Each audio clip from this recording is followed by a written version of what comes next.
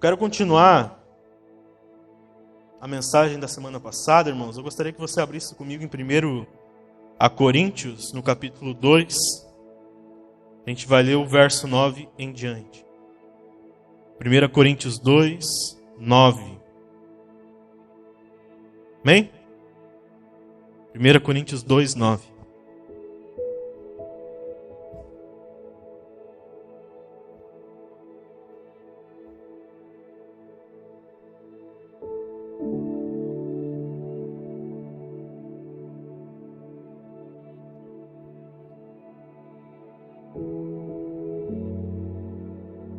Amém? 1 Coríntios 2, 9. A Bíblia nos diz assim, irmãos. É a isto que as Escrituras se referem quando dizem: olho nenhum viu, ouvido nenhum ouviu, e mente nenhuma imaginou o que Deus preparou para aqueles que o amam. Mas foi a nós que Deus revelou estas coisas por seu Espírito. Pois o Espírito sonda todas as coisas, até os segredos mais profundos de Deus. Pois quem conhece os pensamentos de uma pessoa, senão o próprio espírito dela? Da mesma forma, ninguém conhece os pensamentos de Deus, senão o Espírito de Deus. E nós recebemos o Espírito de Deus, e não o espírito deste mundo, para que conheçamos as coisas maravilhosas que Deus nos tem dado gratuitamente. Quando lhes dizemos isso, não empregamos palavras vindas da sabedoria humana, mas palavras que nos foram ensinadas pelo Espírito, explicando verdades espirituais a pessoas espirituais. Mas o homem natural não aceita as verdades do Espírito de Deus. Elas lhe parecem loucura e ele não consegue entendê-las, pois apenas quem é espiritual consegue avaliar corretamente o que diz o Espírito de Deus. Quem é espiritual pode avaliar todas as coisas, mas ele próprio não pode ser avaliado por outros. Pois, quem conhece os pensamentos de Deus? Quem sabe o suficiente para instruí-lo? Mas nós temos a mente de Cristo. Amém, irmãos? Eu já tinha lido esse texto com vocês na semana passada, irmãos, para chegar num ponto que ele é crucial, né? E a gente, talvez, não exista nada que eu vá pregar aqui para vocês que seja novidade, está na Bíblia, amém? E a Bíblia existe desde muito antes de nós. Então, não tem como ficar inventando coisas aqui. E tem algumas verdades que são essenciais para a sua vida. Nós, quando começamos aqui a nossa jornada em rumo ao batismo, o primeiro batismo que nós batizamos o Pietro e a Fernanda, a gente começou uma série aqui de mensagens, irmãos, tentando esclarecer a questão do batismo. Amém? O que leva uma pessoa até o batismo e o batismo, o significado e o depois do batismo. E eu me lembro que eu classifiquei para vocês aqui, irmãos, que você tem uma vida antes e depois de Cristo. E isso é inevitável. Amém? Depois do momento em que você entregou a sua vida ao Senhor Jesus, você vive uma nova realidade. Foi assim que eu chamei. Amém? Você foi chamado para viver uma nova vida a partir de Cristo, em que Paulo diz em 2 Coríntios, no capítulo 5, que as coisas velhas se passaram, ou seja, ficaram para trás e foram colocadas, irmãos, em um lugar de esquecimento, em um mar de esquecimento pelo próprio Deus. Amém? Não que Deus tenha ignorado o seu passado, não. Significa que com a morte de Cristo na cruz, Deus pagou a sua dívida. Ou seja, Deus quitou o débito que você tinha no passado. Não foi ignorado, apenas está esquecido. Por quê? Porque a partir desta nova realidade, eu fiz aqui um exemplo com vocês, aqui acho que alguns meses atrás, que a partir dessa nova realidade, a partir de Cristo, irmãos, quando Deus olha para você, Ele vê Jesus. Ele não vê mais os seus problemas, Ele não vê mais os seus pecados, Ele vê Jesus Cristo. E aquilo que Cristo te chamou para ser, aquilo que Cristo está completando na sua vida. O que nós chamamos de boa obra. Esta é a nova realidade. Mas só experimenta isso quem nasceu de novo, da água e do Espírito. Amém? Só experimenta esta nova realidade quem nasceu de novo, quem recebeu o Espírito de Cristo. Por isso que Paulo está dizendo aqui, que eu já até tinha começado esse texto na semana passada com vocês, que só entende, irmãos, a respeito do Evangelho, só consegue compreender a graça de Deus e a mensagem central da cruz de Cristo aquele que recebeu o Espírito Santo. Paulo está dizendo aqui que o homem natural, ou seja, a sua natureza, a minha e a sua natureza, por si só, simplesmente sozinha, não consegue entender o que Paulo chama de loucura da pregação. Amém? Não consegue entender. Então é necessário que o Espírito Santo haja na vida do homem, o convencendo, como Jesus Cristo disse, para que então as escamas dos olhos se abram e ele possa ver. Ele possa ver e entender. Amém?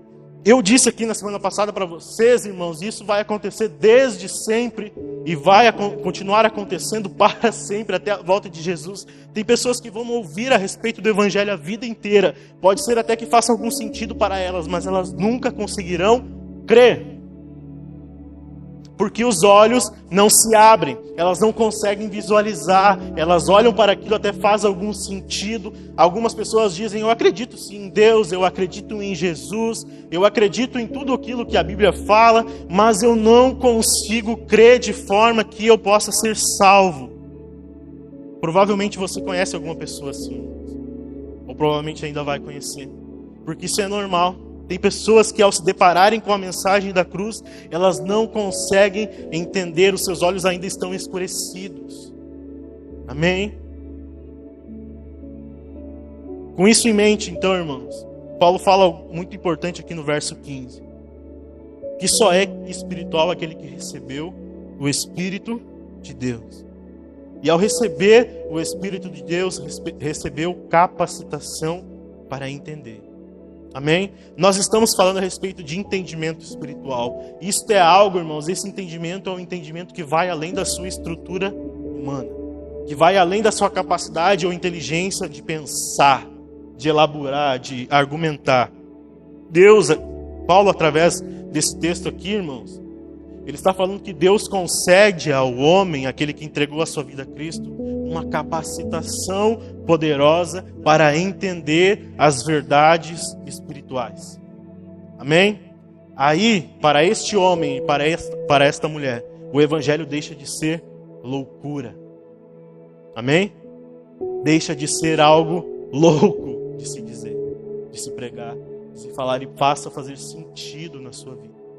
Amém? Mais do que palavras, irmãos, do que teorias, se você não tiver uma experiência com o poder do Espírito Santo de Deus, mesmo que eu pregue aqui da melhor forma, mesmo que eu fale o grego bíblico e te faça a melhor argumentação possível, se você não receber o Espírito Santo te convencendo, irmãos, não vai adiantar de nada. Amém? Não vai adiantar de nada. Não depende da eloquência do pregador, irmãos. Amém? Depende do poder do Espírito Santo agindo em quem Ele quer agir. Em nome de Jesus. Amém? No verso 16 ele diz algo muito interessante, irmãos. Pois quem conheceu a mente do Senhor para que o possa instruir? Mas nós temos a mente. Ou seja, ele está falando que o conhecimento que vem de Deus, ele está fazendo uma citação aqui do Salmo de Isaías 40, irmãos. Verso 13 é uma citação de Paulo. Ele está usando um texto de Isaías para dizer que o conhecimento que vem de Deus transcende a nossa capacidade intelectual. Amém? Por quê, irmãos? Porque Deus é infinito sobre a sua criação. Amém? Deus é infinito sobre a sua criação. Deus está acima da sua criação. Mas então ele faz um contraponto, irmãos. No final do versículo ele diz, depois da citação, ele acrescenta, mas nós temos a mente, meu Deus. Olha o que ele está dizendo. Ele está estabelecendo um conceito que a sabedoria de Deus é loucura para o homem. Por quê? Porque Deus transcende a nossa capacidade. Deus é muito mais infinito e nós somos tão insignificantes com relação a isso. Mas ele estabelece um contraponto ao dizer, mas nós temos a mente de Cristo. Ele faz algo parecido lá em Efésios, no capítulo 2, irmãos. Ele faz uma descrição da miséria do homem sem Deus, no capítulo 2. Ele diz, miserável, pecador, imundo, inútil, somos nós. Ele faz um monte de citação terrível a respeito do homem. Até o momento em que ele chega, num versículo, se não me engano, no verso 6, ele diz, mas Deus, E depois de estimar Deus, irmãos, ele diz tudo o que Deus fez por nós e como ele nos salvou. Amém? Aqui tem algo parecido, irmãos. Ele diz assim, ó, que nós temos a mente de Cristo. É isso que você recebeu nesta nova realidade. Você recebeu a mente do Senhor Jesus, que substituiu a tua mentalidade, que substituiu a tua capacidade, que te deu poder sobrenatural para entender as verdades a respeito de Deus e do Evangelho que te salvou. Amém? Você não recebeu algo qualquer, pouca coisa, mas você recebeu sim o Espírito de Cristo. E porque o Espírito de Cristo está em você, você tem a mente de Cristo. Ou seja, Paulo está dizendo que o crente está conectado, meu irmão, está ligado, está firmado, está alicerçado, está enraizado, está enxertado em Cristo. Você precisa entender isso, irmãos. A sua vida está em Cristo.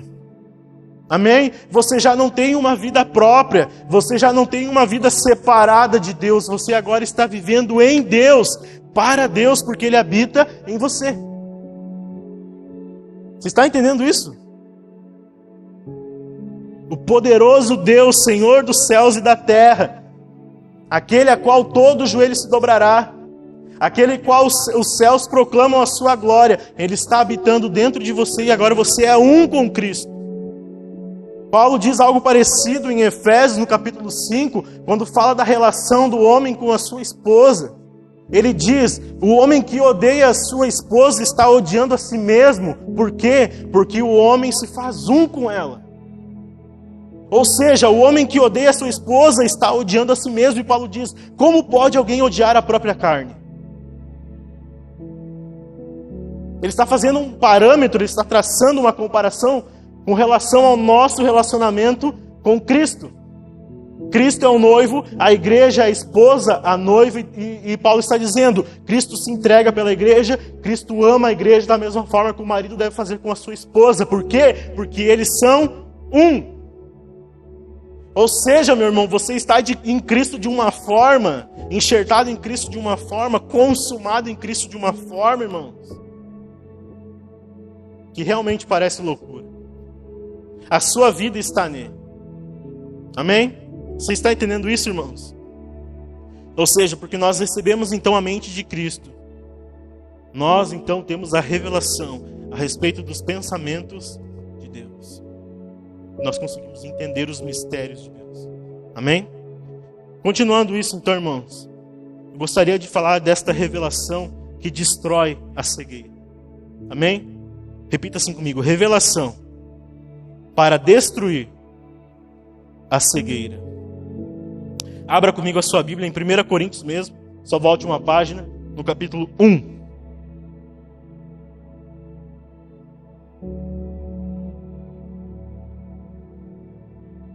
1 Coríntios 1, a gente vai ler o verso 17 em diante.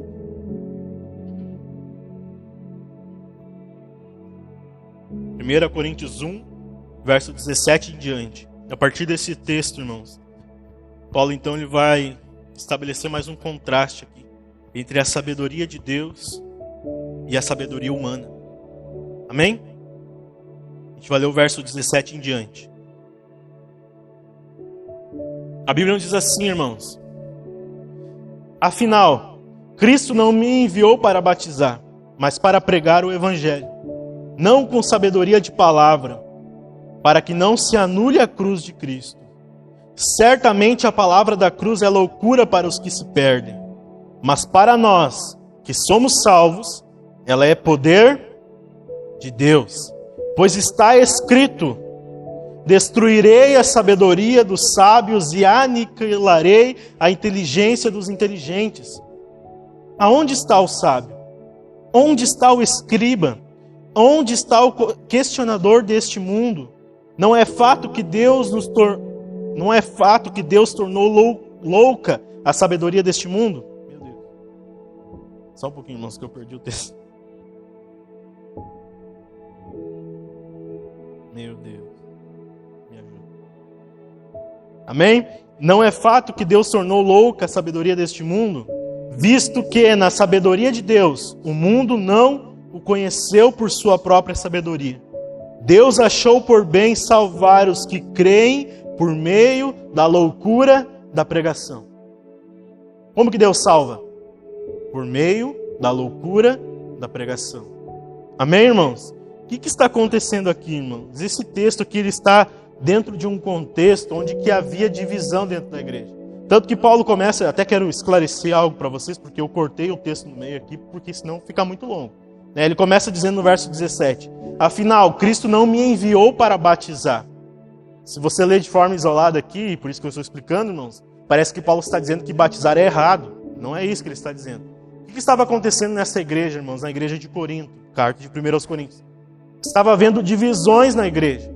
Amém? Alguns estavam falando e dizendo, nós somos de Pedro, nós somos de Paulo, nós somos de Apolo. Amém? E isso estava causando divisão, irmãos, porque eram pessoas influentes na igreja, que tinham ganhado algumas vidas, talvez até batizado algumas pessoas, e essas pessoas estavam criando motins, grupinhos, e estavam se dividindo, e uns contra os outros dentro da igreja.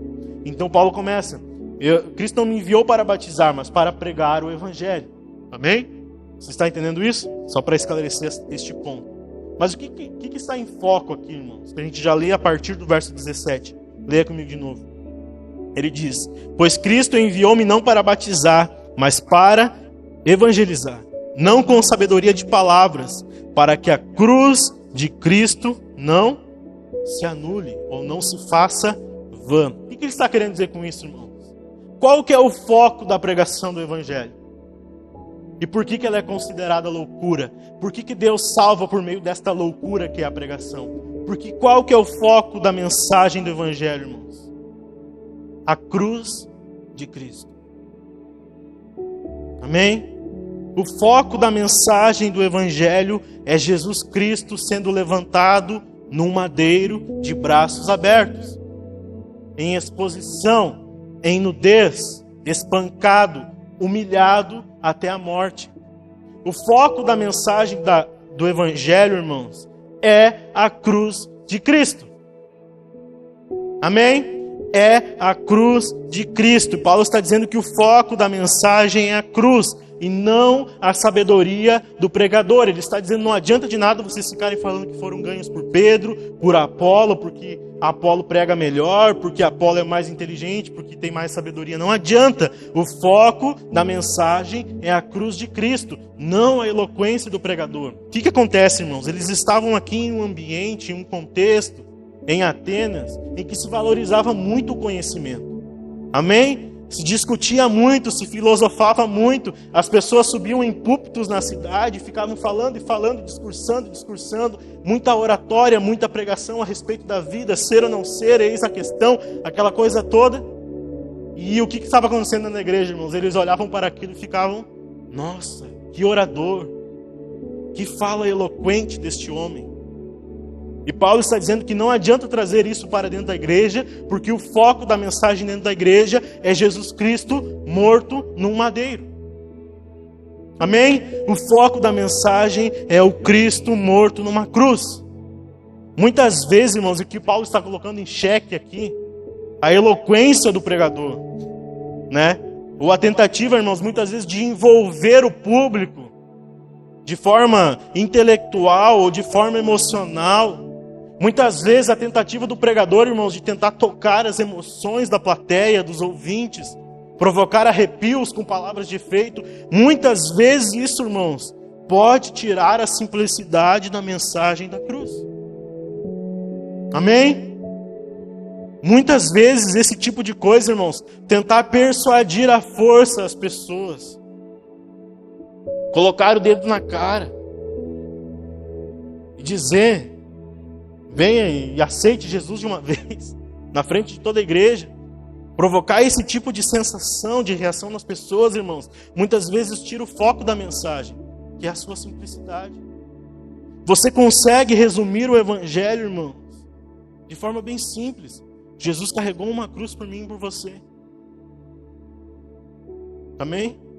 Jesus se pendurou numa cruz por mim e por você. Ele morreu pelo meu e o seu pecado. O que ele te convida a fazer? Se arrependa, tome a sua cruz e siga. É bem simples, irmãos. É bem simples a mensagem do Evangelho. Como eu disse aqui no início, não adianta vir aqui para frente e ficar inventando coisas, irmãos. E muitas vezes a gente passa pelos mesmos assuntos, parece. Por quê, irmãos? Porque a mensagem de salvação é simples. Por mais que a Bíblia tenha os seus mistérios e as suas complexidades, irmãos, e é maravilhoso estudar isso, mas a mensagem da cruz é simples. Toda vez que a gente se propõe a vir aqui em cima do altar, pregar qualquer que seja a coisa, ou cantar qualquer que seja o louvor, precisa ser expresso a mensagem do Evangelho, que é Jesus Cristo morto e ressurreto pelo meu e pelo seu pecado. Amém? As nossas mensagens e os nossos louvores precisam exaltar o Deus Todo-Poderoso que amou a sua criação de tal forma a entregar o seu Filho para que todo aquele que nele crê não pereça, mas tenha vida eterna. Você está entendendo isso, irmão? Olha o que ele diz no verso 18. Pois a palavra da cruz é loucura para os que perecem, mas para nós que somos salvos é o poder... Repita comigo, poder de Deus. Amém? O Evangelho é o poder de Deus para a salvação, irmãos.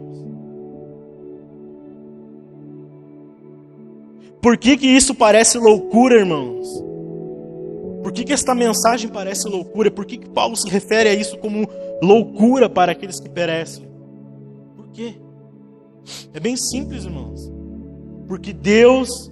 Aprove ao Senhor Deus providenciar salvação para pecadores como eu e você, irmãos, através de um criminoso condenado. Porque é isso que Jesus Cristo foi. Amém? Não deveria causar espanto. Não se escandalize por isso. Mas no momento em que ele se pendurou no madeiro, irmãos, ali estava o maior pecador da história. Não porque ele tivesse algum pecado, mas porque o meu e o seu pecado estava sobre ele. Você está entendendo isso, irmãos? Por que parece loucura? Porque Deus condenou o seu Filho por amor. Isso é loucura, irmãos. Isso é loucura para quem não crê.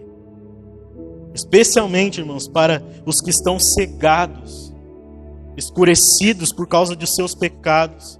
Pessoas que não entendem a necessidade de salvação nunca vão conseguir compreender a loucura desta mensagem, irmãos.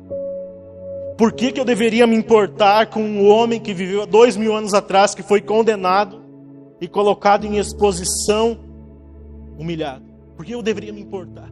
Por que eu deveria acreditar que este homem, exposto em nudez numa cruz, vai me salvar? Por que eu tenho que acreditar nisso? Por isso que parece loucura, irmãos. Mas ele diz, ali no mesmo versículo, para os que são salvos, esta mensagem é o poder de Deus, que entra em contraste com a sabedoria do homem, irmãos. Amém? Ou seja, para os salvos, irmãos, os que tiveram os seus olhos abertos, essa mensagem, irmãos, é poder de Deus. Porque ela provoca, irmãos, algo muito maravilhoso perante Deus, que é a humildade. A cruz provoca humildade, irmãos, porque através da cruz você entende que o Filho de Deus morreu no seu e no meu lugar.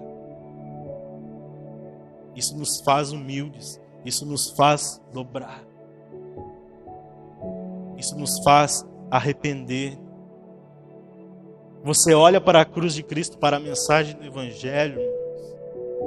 Quando você lê a sua Bíblia, nós começamos esta mensagem falando muito a respeito da palavra de Deus, da importância, irmãos. Quando você lê textos em que narra a mensagem da cruz de forma gloriosa, irmãos, você precisa se deparar com isso e entrar em choque. Você precisa ficar perplexo, impactado com isso. Meu Deus, como que ele foi capaz de fazer isso? Como ele foi capaz de assumir esta dor e esse sofrimento?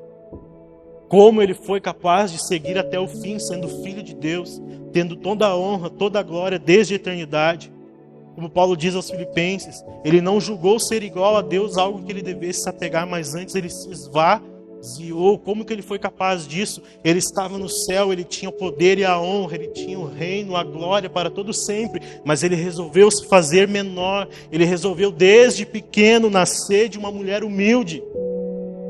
Se fez menor, se fez pequeno, se fez vulnerável como uma criança. Você está entendendo isso, irmãos? Como que ele foi capaz de fazer isso por mim? Você se olha no seu espelho espiritual, você faz a sua análise aqui, irmãos, todo culto ou toda oração na sua casa e você pensa, meu Deus, eu fiz tantas coisas nesse dia. Eu disse coisas que não deveria ter dito, eu pensei coisas que não deveria ter pensado, eu olhei coisas que não deveria ter visto. Ele já sabia de tudo isso, mesmo assim, ele foi capaz de olhar lá da cruz, do alto do seu sofrimento e dizer, Pai, perdoa-os, eles não sabem o que fazem.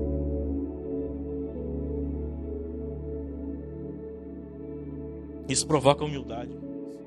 Humildade. Os apóstolos entenderam isso. Pedro, aquele que não queria ter os seus pés lavados, no dia da sua morte, em que crucificaram ele disse, não, me crucifiquem assim. Me crucifiquem de cabeça para baixo. Eu não sou digno de morrer como meu Senhor. Humildade, irmãos. O Filho de Deus morreu.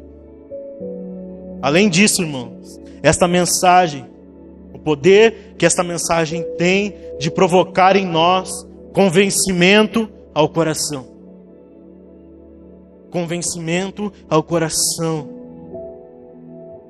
A mensagem da cruz expõe, irmãos, o mais miserável dos pecadores, ela expõe. Não tem pessoa que essa mensagem não possa trazer para perto, tocar e transformar. O mais orgulhoso, irmãos, quando o Espírito Santo quer tirar a cegueira espiritual do coração, o mais orgulhoso se coloca de joelhos, coloca o rosto em terra e se arrepende. Porque ela tem a capacidade de provocar convencimento ao coração. A cruz nos expõe, porque é o lugar onde que o Filho de Deus, irmãos, foi exposto. Amém? Você está entendendo isso, irmãos? Leia comigo o verso 19 de novo. 19 e o 20. Olha o que ele diz. Pois está escrito, destruirei a sabedoria dos sábios, aniquilarei a inteligência dos inteligentes. Onde está o sábio? Onde está o mestre da lei, ou o escriba? Onde está o questionador deste século, deste mundo?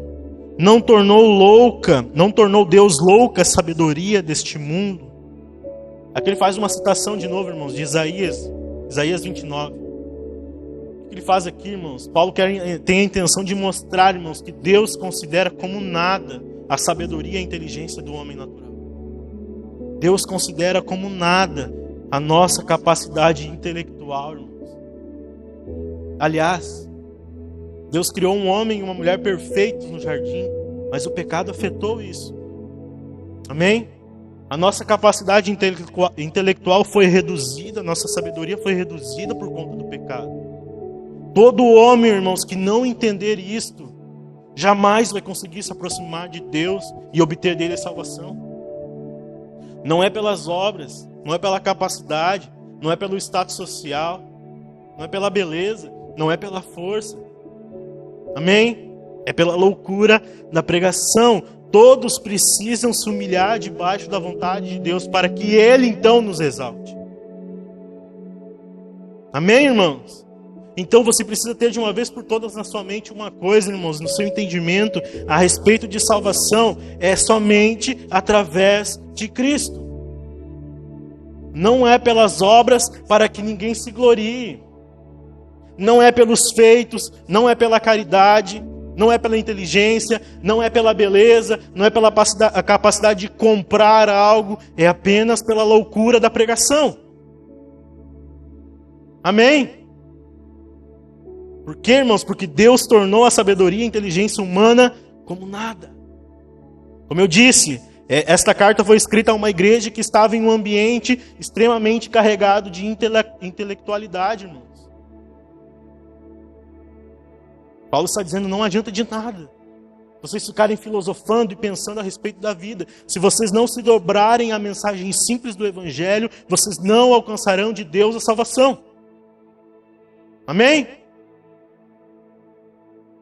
Ou seja, não adianta argumentar, não adianta tentar entender Deus pelas próprias forças e custas. Não adianta tentar engaiolar Deus e dizer que Ele faz tal coisa, que Ele faz outra coisa. É somente através da mensagem da sua salvação, do Evangelho da cruz. Amém, irmãos? Uma coisa que a gente precisa entender a respeito disso, irmãos, é que Deus destruiu e vai continuar destruindo todo orgulhoso, todo arrogante, todo aquele que tem olhos altivos. Ele destruiu e vai continuar destruindo aqueles que não se humilham. Eu disse e repito, a cruz provoca humildade. E tem que ser assim. Eu e você precisamos ser humildes. Nosso orgulho precisa ser renunciado todos os dias, meu irmão. Eu preguei aqui um tempo atrás 3 mensagens. O orgulho vai te matar. Assim como a idolatria, irmãos, são pecados básicos e essenciais. Todo dia, irmãos, você precisa analisar o seu coração. Se não há nele orgulho. Até mesmo de coisas boas, que parecem boas. Nós precisamos nos humilhar a esta cruz, irmãos, a esta mensagem, ao Jesus Cristo que morreu por nós. Como eu disse, Deus é quem vai nos exaltar. Amém? Leia o verso 21 comigo. Visto que na sabedoria de Deus, o mundo não conheceu a Deus por sua própria sabedoria. Aprove a Deus salvar os crentes pela loucura da pregação. Amém? Ou seja, irmãos, o entendimento espiritual que a cruz de Cristo provoca traz muitas reações. A cruz provoca reações.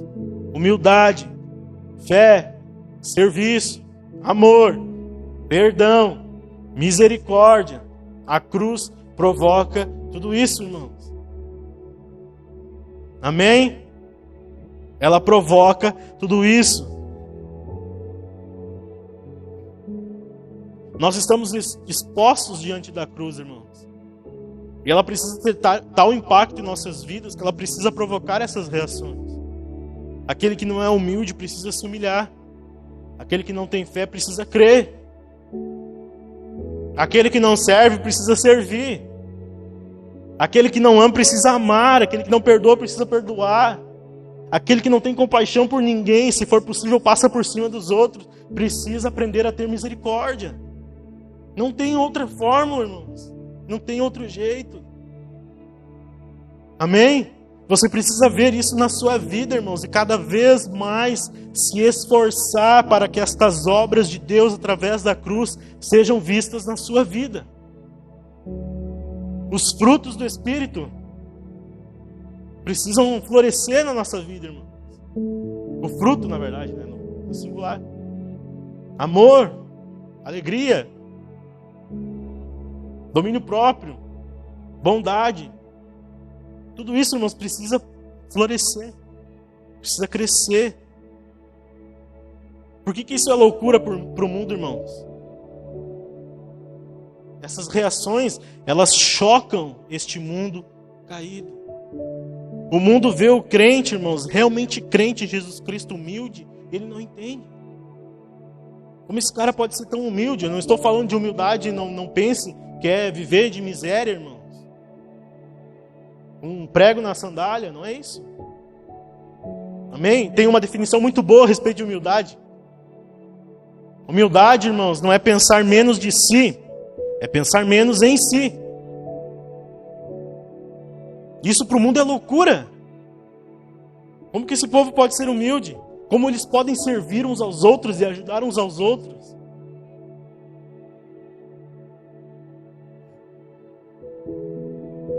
Como que eles podem perdoar? Como que eles amam? Qual o tamanho dessa misericórdia? Amém? Isso são características do povo de Deus, irmãos. E que tem se perdido no meio da igreja. Nós vivemos em um mundo completamente caído, irmãos. E as pessoas têm feito mau juízo da igreja porque a igreja não está sabendo viver de acordo com a vontade de Deus. As pessoas lá no mundo pensam que o grosso do cristianismo e do evangelho são pessoas arrogantes, são pessoas que pisam nos outros, que têm ódio, que têm nojo dos gays. É isso que pensam de nós, irmãos.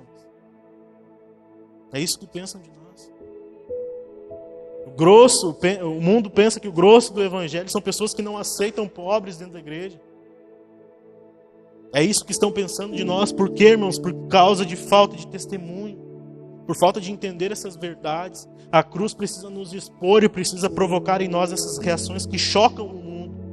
Igrejas que cuidam dos homossexuais. Igrejas que amam e que não se conformam em ver pessoas miseráveis, sem ter o que comer, sem ter o que beber, sem ter onde morar. Você está entendendo isso? Nós não precisamos criar um sistema social para isso. A igreja precisa fazer, irmãos. Nós não precisamos do Bolsa Família, do auxílio, não sei o que. A igreja precisa fazer. A igreja precisa provocar estas coisas, irmãos. Não terceirizar. Está entendendo isso? Amém, irmãos? Leia o verso 25 comigo, desse mesmo texto. Olha o que ele diz, 25 em diante. Pois a loucura de Deus é mais sábia do que os homens, e a fraqueza de Deus é mais forte do que os homens. Ora, irmãos, considerai o que éreis antes, quando fostes chamados. Poucos eram sábios segundo os padrões humanos. Poucos eram poderosos, poucos eram nobres de nascimento. Deus, porém, escolheu as coisas loucas deste mundo para confundir as sábias. Deus escolheu as coisas fracas deste mundo para confundir as fortes. Deus escolheu as coisas vis deste mundo, as desprezíveis e as que não são, para aniquilar as que são, para que ninguém se glorie perante Ele. Quanto a vós, porém, sois dele, em Jesus Cristo, o qual para nós foi feito por Deus sabedoria e justiça e santificação e redenção. Para que, como está escrito, aquele que se gloria, glorie-se no Senhor. Desde o verso 25, o que ele está dizendo, irmãos? A loucura de Deus aqui pelo contexto, irmãos, desde o que nós estamos lendo a partir do verso 17, se entende, irmãos, esta loucura, a mensagem da cruz como cerne do Evangelho.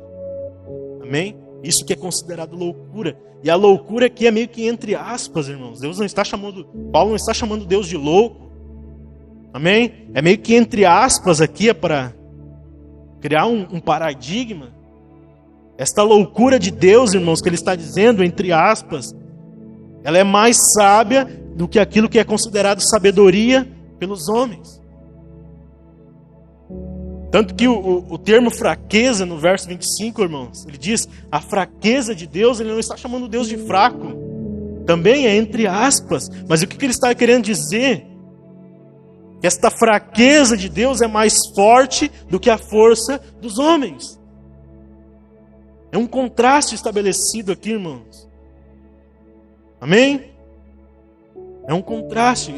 Como ele disse ali no verso 23, volte comigo lá rapidinho. Mas nós pregamos a Cristo crucificado, escândalo para os judeus e loucura para os gregos. O que ele está querendo dizer com isso, irmãos?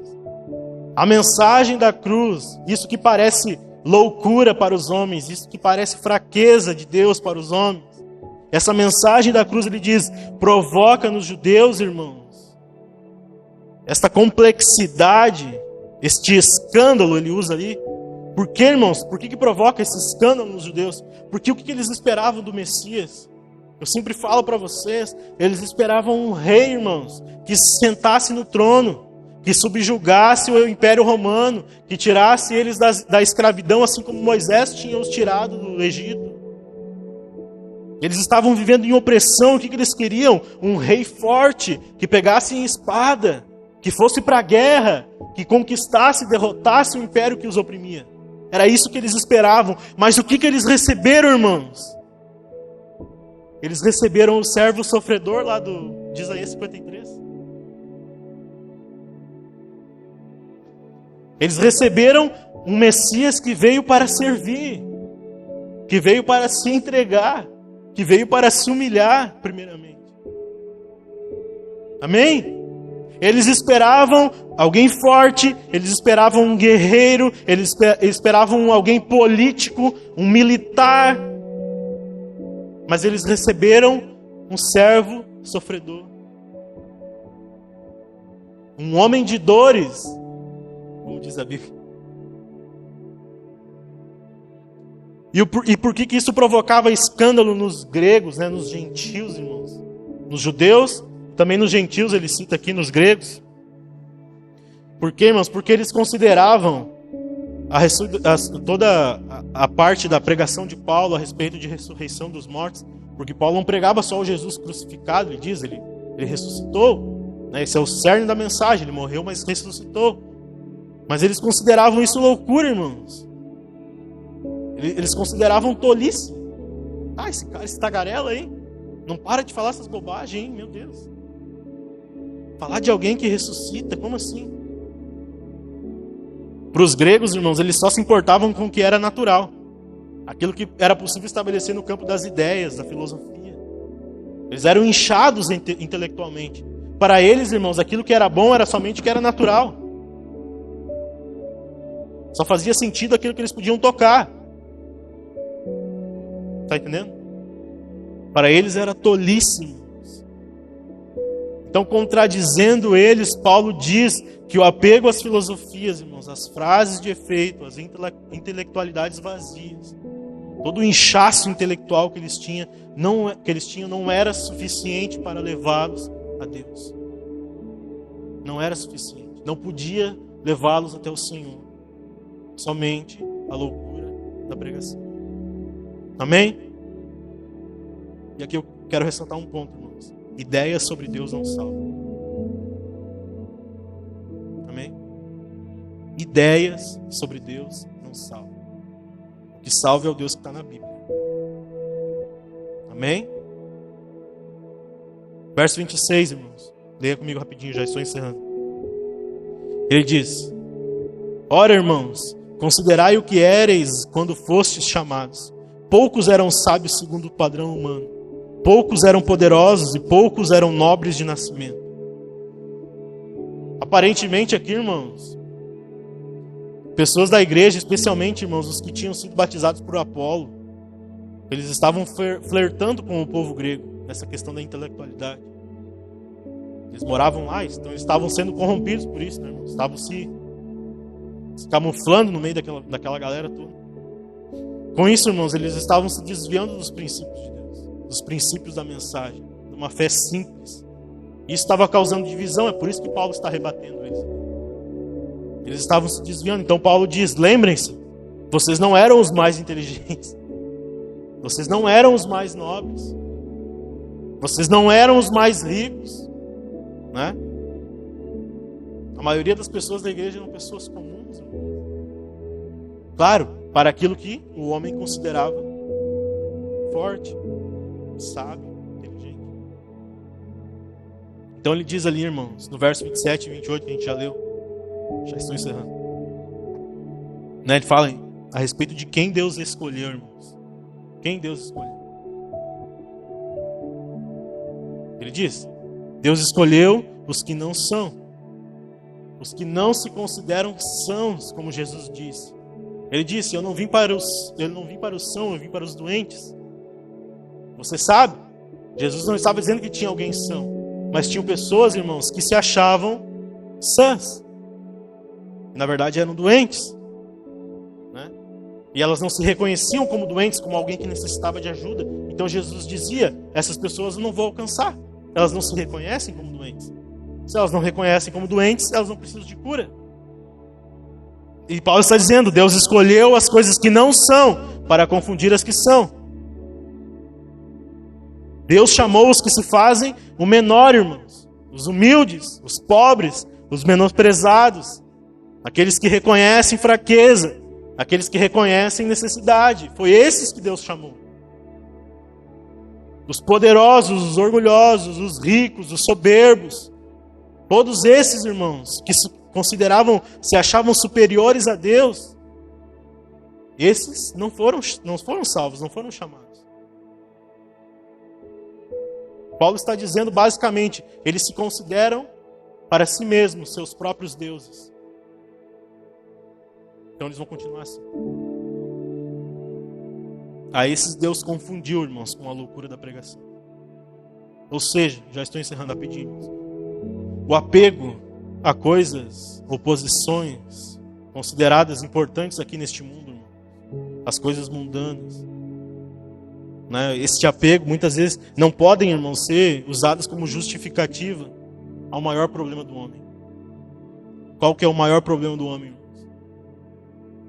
O pecado. O apego a coisas que são consideradas grandes, fortes, inteligentes e sábias neste mundo, irmãos, não podem resolver o problema do homem. O pecado. Né?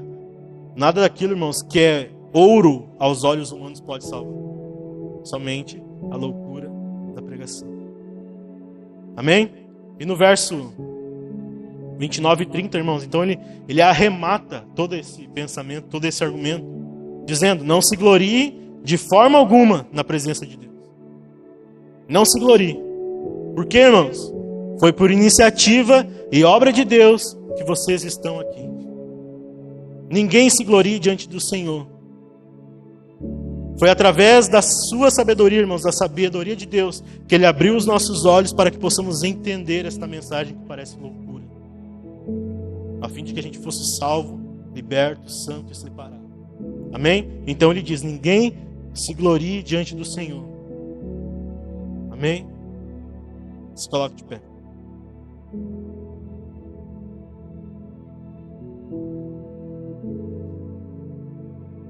Graças a Deus. Inclusive o planeta Terra. É necessário entender isso, irmãos, para que você entenda a necessidade de salvação.